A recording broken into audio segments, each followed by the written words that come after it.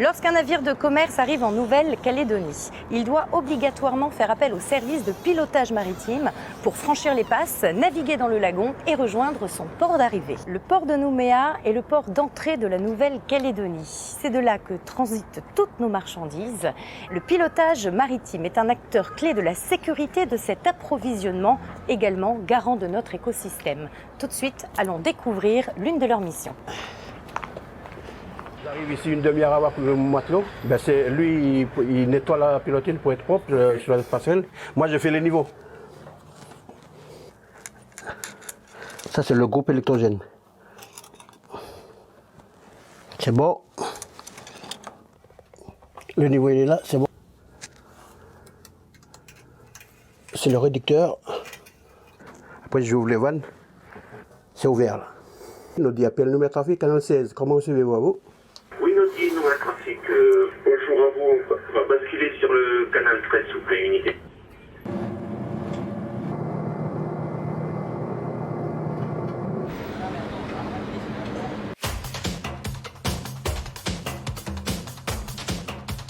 Pendant qu'Édouard le capitaine prépare le départ de la pilotine, Yann, le pilote maritime, embarque sur le porte-container qu'il va conduire à la passe de Dumbéa. Okay, so we will go straight, Captain. Huh? So we go straight to Dumbéa Passage. Remorque câblée derrière. Ok, remorque câblée derrière, tu peux te mettre position débordeur. Ok, c'est parti. And no, it's okay. No, for departure, it's okay. I will need... Stand-by débordeur derrière. Ok, reçu, pareil en débordeur derrière. Attention, parce que c'est des ossia qui coulent pour le pont, pour la garde. Hein. Ok, ça marche. Bah, tu me diras quand c'est bien clair devant. T'es dédoublé devant?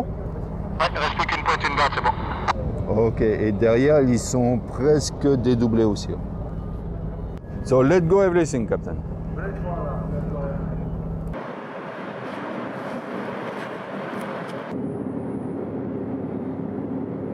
Ok, dead slow. Ok, stop boat thruster.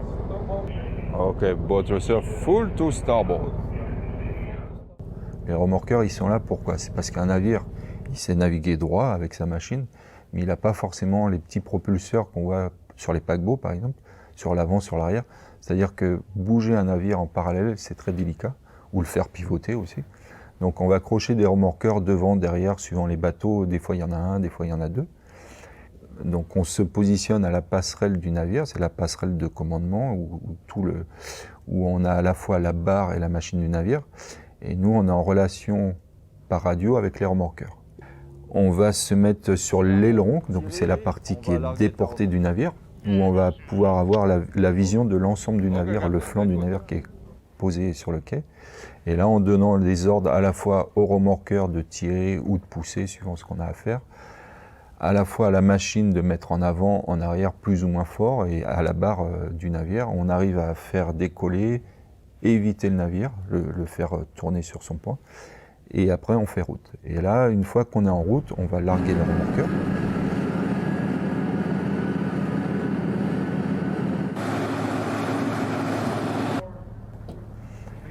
Et on va continuer seulement, donc on va retourner à l'intérieur du navire, parce que là maintenant on n'a plus besoin de la vision extérieure, mais on a besoin de l'axe du navire.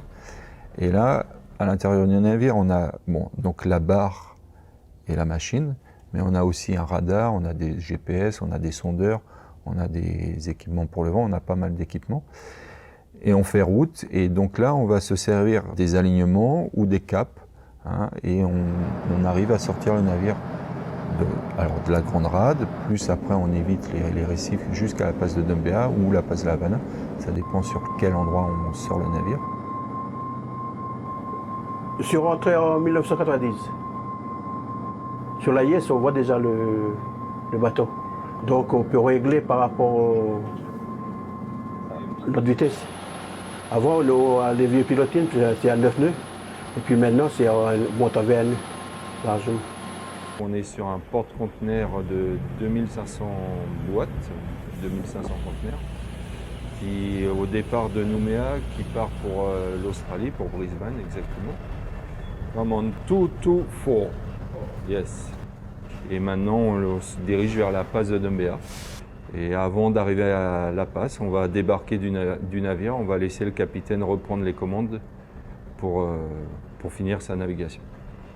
Le lagon, ce n'est pas seulement des récifs, des patates et des îlots, il faut connaître les passages. Là, par exemple, ce bateau, on a besoin de 10 mètres minimum d'eau. Donc, il n'y a pas de l'eau partout dans le lagon. Donc, c'est une connaissance. Ensuite, c'est une connaissance de l'ensemble du lagon de la Nouvelle-Calédonie parce qu'on fait les bateaux un peu partout. Ensuite, c'est une connaissance des bateaux en eux-mêmes, donc les modes de propulsion, comment ça fonctionne. Il faudra une formation d'officier de la marine marchande, donc qui se fait après le bac, c'est 5 ans après le bac. Et ensuite, il faut naviguer un certain nombre d'années pour acquérir les compétences nécessaires, en gros minimum une dizaine d'années. On passe du stade de lieutenant, second capitaine, capitaine. Et pour terminer, il y a un concours. Alors, on est 15 en Nouvelle-Calédonie, on est 300 sur l'ensemble de la France. On travaille à toute heure du jour et surtout de la nuit. On travaille beaucoup de nuit et puis tous les jours de la semaine, samedi, dimanche, jour férié, ça ne s'arrête jamais.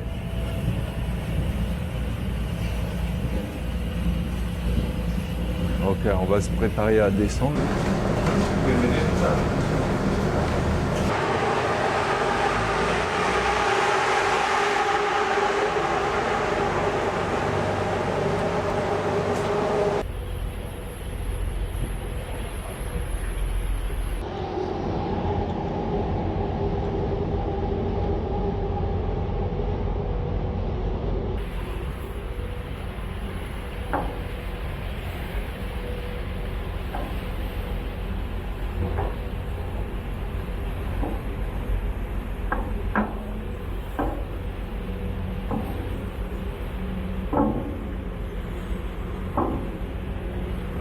La mission du pilote est accomplie. Le porte-container vogue vers sa prochaine destination et la pilotine rentre à Nouméa avec son équipage au complet.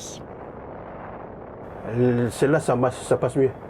Avec les flaps, quand il y a 20 nœuds devant, même il y a la mauvaise houle, là, ça passe mieux. Tout à l'heure, ils prennent l'océanite pour le service rad. Mais si toi, tu as une sortie ou une entrée, tout ça, et qu'il n'y a pas de rad, vous prenez l'océanite. C'est bon. Ça, ça soulage un peu la naudie. Ok. Donc je peux prendre cette nuit alors? Ah oui, tu peux prendre cette nuit si le temps le permet. Tiens, tu viens comme ça, on va couper après la tresse en même temps? Ouais. Comme ça, on va prendre la longueur et on va changer la tresse. Petite longueur, on sait que déjà, il te faut au moins ça. Clac, clac. Hop, vas-y, ici. Voilà.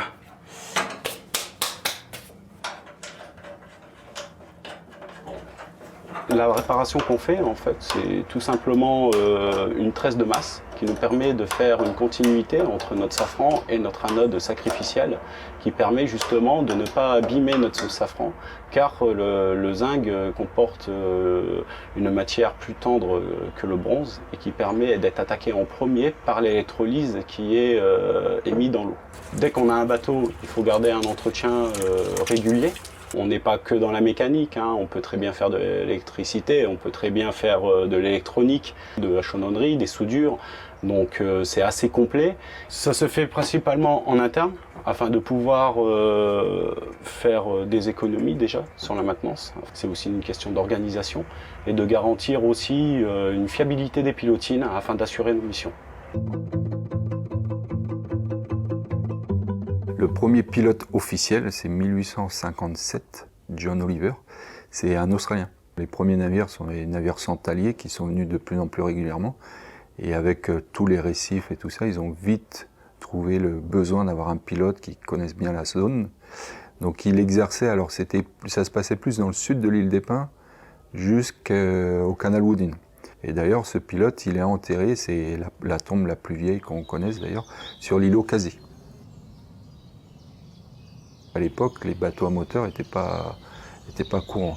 Donc on utilisait des navires à la voile. Alors à la fois les 3 mois qui venaient en Nouvelle-Calédonie, mais les bateaux pilotes, les petits bateaux, étaient aussi des voiliers.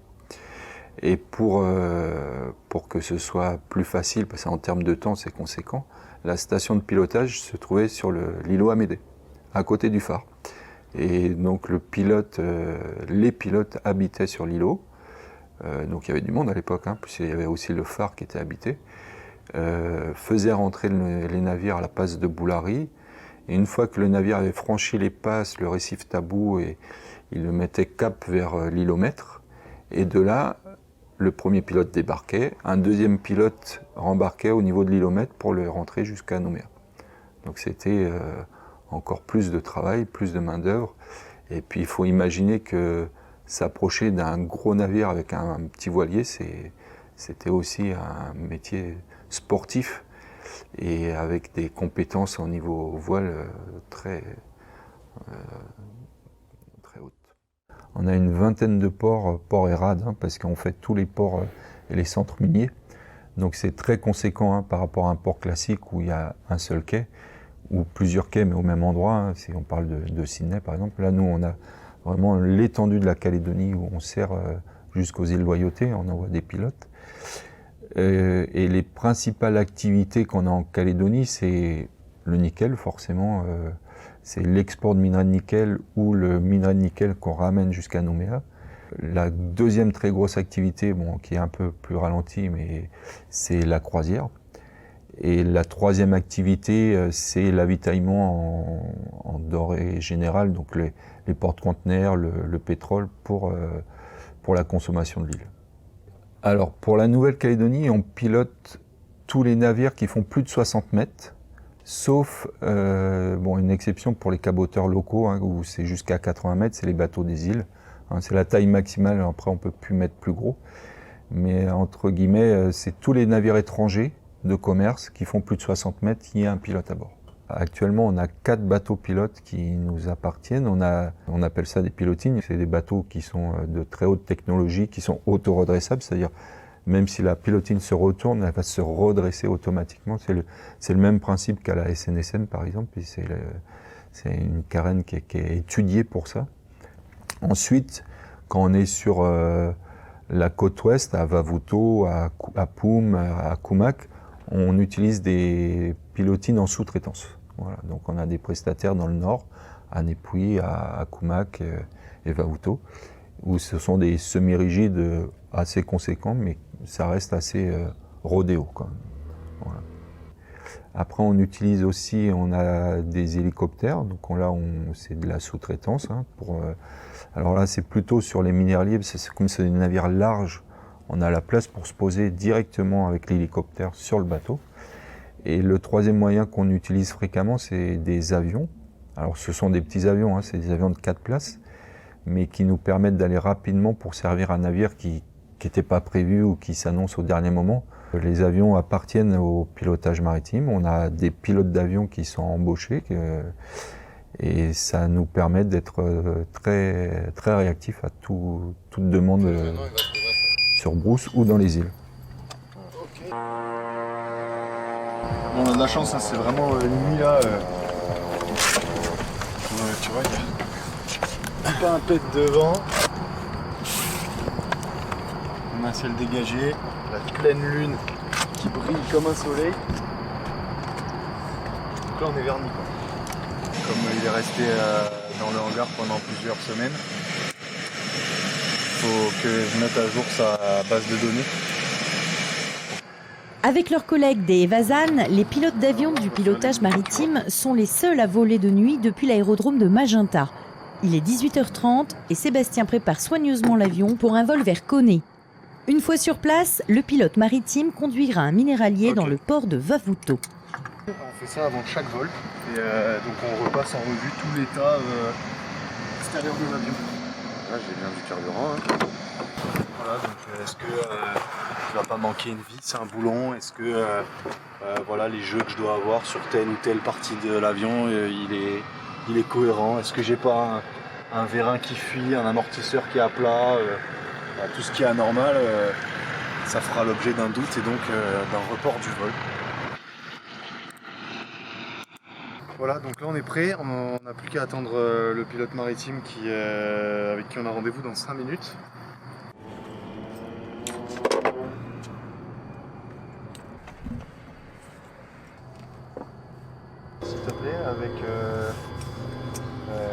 ticket FR pour Koné et 7000 pieds, un décollage prévu 10 minutes après mise en route.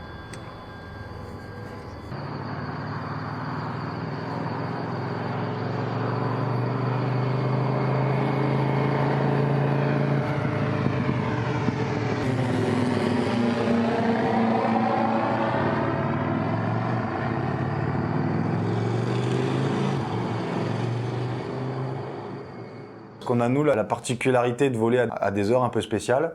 On est en exploitation monopilote, c'est-à-dire que à partir du moment où on a pris une décision, il n'y a personne pour nous aider à la réaliser ou pour nous aider à la prendre. Tant qu'on est au sol, on utilise toutes les aides dont on peut bénéficier. La météo en fait partie. Quand nous on a un petit doute quant à la météo, parce que le but du jeu c'est quand même que le pilote maritime il arrive à l'heure sur son bateau. On n'est pas tout à fait avec les mêmes problématiques que du transport de passagers où le plan B sera toujours là si jamais. Nous, on essaye de ne pas y avoir recours parce que sinon, ce serait un échec mission. Le but, c'est que le pilote il soit sur le bateau.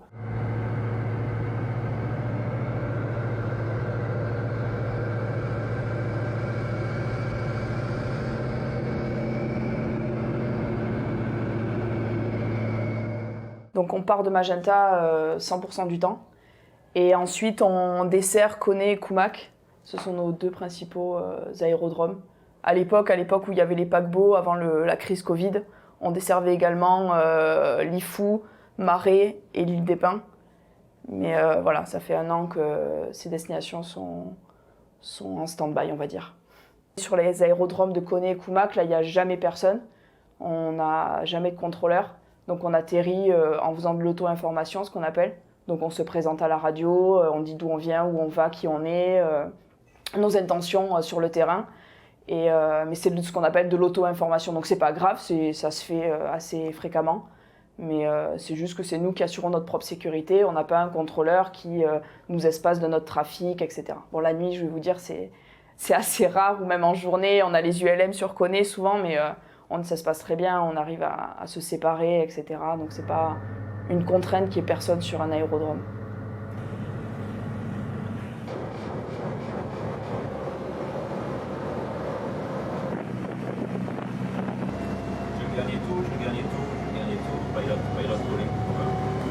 Yes, Garisto, over. Good afternoon. I come on board your vessel Seaside, starboard side. Seaside, starboard side, standby. Okay, thank you. I come on board in 10 minutes. Direction le quai de la SLN à Nouméa, où Olivier le pilote va guider un minéralier vers un mouillage d'attente.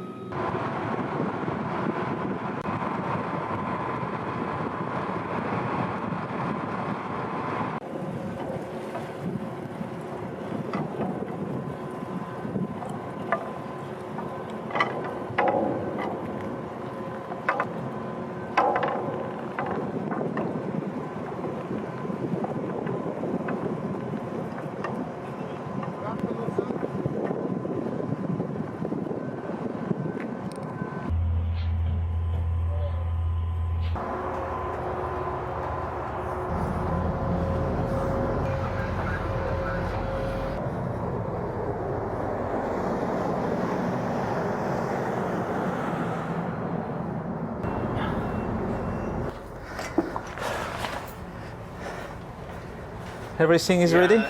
Everything okay, sir? Good. Oui, j'ai du monde devant. Ouais, ça y est, c'est bon, c'est décaplé, merci. Just let me know, please, when you have your headlines clear.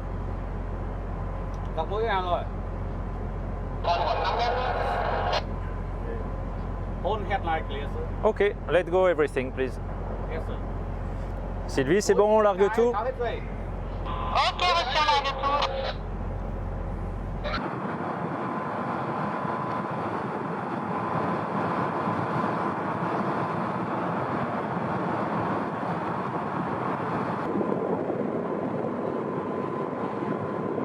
Et JC, on va larguer et tu pourras passer sur l'avant-bâbord, s'il te plaît?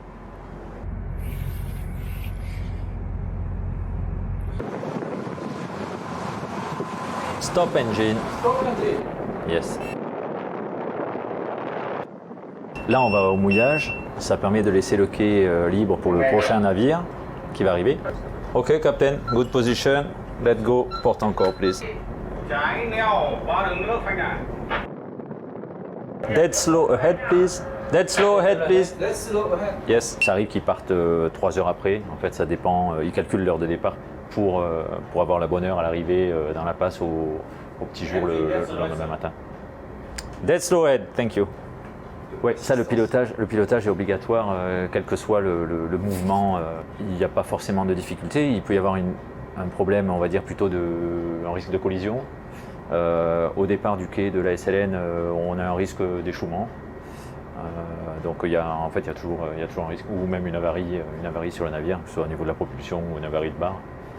Et l'autre souci, stop engine, qu'il pourrait y avoir, c'est qu'en fait les équipages ne parlent pas français et les remorqueurs, eux, ne parlent quasiment que français. Au mouillage numéro 5. Stop engine. Stop engine. Yeah.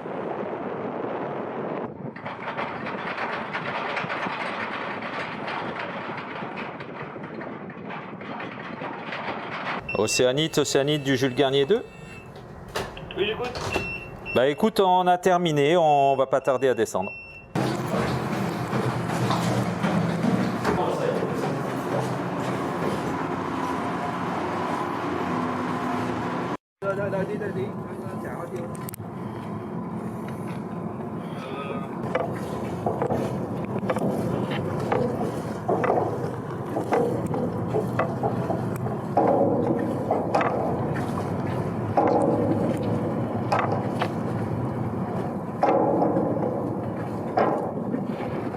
Le pilote maritime, c'est la première personne qui monte à bord d'un navire étranger.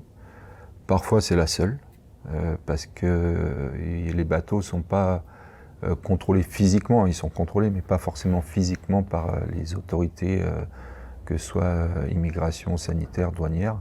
On a à la fois le rôle de guide, de manœuvre et tout ça pour le navire, très technique, mais aussi on a le regard, entre guillemets, de la Nouvelle-Calédonie. C'est-à-dire qu'un navire où on sent que les choses sont pas claires, que le navire est en mauvais état, que les équipages comprennent rien, on a un devoir de signalement, hein, donc on signale aux affaires maritimes. Après, si c'est une question d'ordre sanitaire, par exemple, on va prévenir ces autorités sanitaires. Hein, ça va même jusqu'à... Alors, c'est la situation actuelle qui l'impose, mais un navire qui est, entre guillemets, pas déclaré sain par les affaires sanitaires avant d'arriver en Nouvelle-Calédonie, le pilote ne monte pas à bord. Dès l'origine, en fait, où on a eu des consignes pour vérifier, alors au départ, les navires qui arrivaient de Chine, puis au fur et à mesure, ça a étendu jusqu'à ce que ce soit le monde entier. Mais un pilote qui monte à bord est équipé avec le masque, les gants, le gel, enfin l'ensemble de la panoplie des gestes barrières. Et ça, on continue à l'appliquer depuis, voilà, ça fait plus d'1 an et demi qu'on le fait. Les compagnies de navires se sont organisées aussi, c'est-à-dire qu'elles imposent également à leurs équipages, quand un pilote monte, les masques, la distanciation, le passage extérieur, tout ça. Donc il y a vraiment, des fois même, les compagnies sont même plus rigoureuses que ce qu'on pourrait être. On a beau leur dire, la Calédonie, elle est free, tout ça. Eux, ils ont tellement peur que dès qu'une personne de l'extérieur monte à bord, et pour eux, par définition, ils s'écartent. Ils passent tellement de temps en mer, c'est un des problèmes d'ailleurs, hein, c'est que pour organiser les relèves d'équipage, il y a très peu d'endroits où on peut faire des relèves d'équipage de façon facile. Et donc on a des équipages, nous on le voit, qui passaient déjà du temps avant à bord, passaient presque 6 mois. Maintenant, on a des périodes d'embarquement qui sont à 9, 10, 12. On a même eu des cas au tout début où les marins étaient bloqués depuis 15 mois sur certains bateaux. Ouais.